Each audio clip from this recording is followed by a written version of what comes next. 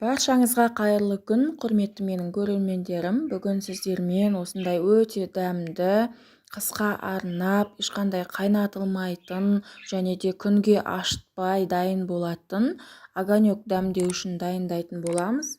Дәрумендерін өзінде сақтап қалатын және де ешқандай атылмайтын огонек дәмдеуішін басқаша чертополох және де сацибели деп те атай береді. Бізге қажет көкөністердің мөлшерін толығымен описанияға жазып кететін боламын. Алдымен қызанақтарымызды осылай ет тартқыштан өткізуге ыңғайлы болсын деп бөлшектерге бөліп алдым. Бізге қажет заттар ол қызанақ, болгар бұрышы, сарымсақ, укроп және де ащы бұрыш қажет болады. Ең бастысы аспирин қажет болады және қалынша мөлшерде қажет екенін сіздерге жазып кететін боламын. Бұл рецепті жасағаныма біраз уақыт өтіп кетті. Мен өте аз жасап қойғаныма өкініп қалдым. Осылай көкөністеріміздің барлығын ет тартқыштан өткізіп болғаннан кейін тұзын салып және де аспирин қышқылын осылай жақсылап үгітіп аламыз майда ұсақ бөлшектерге және де қызанаққа салып жақсылап араластыратын боламыз. Тұзы мен аспирин қышқылын салғаннан кейін огонек дәмдеу үшін 1 тәулік бойы салқын жерде немесе холодильникте қақпағын жауып сақтайтын боламыз. Содан соң 1 тәулік өткеннен кейін баклажкаларымызға құятын боламыз.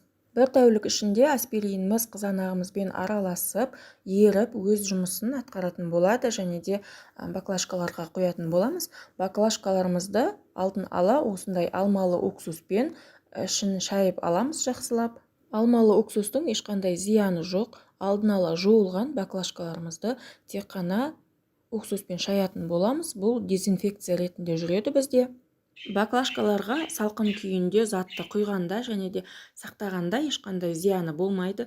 Егер сіз баклажкаға ыстық күйінде затты құятын болсаңыз, онда ол баклажкадан пластиктен зиянды элементтер бөлініп шығып, ағзамызға зиянын тигізуі мүмкін.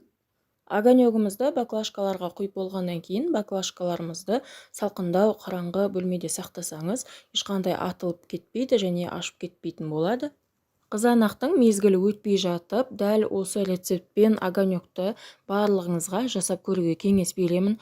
Өйткені қызанақты және огонекті жасаған кезде қазанға қайнатқаннан, майға қуырғаннан қарағанда қызанақтың өз дәмі және дәрумендері қалпында қалатын жалғыз огонек десем болады.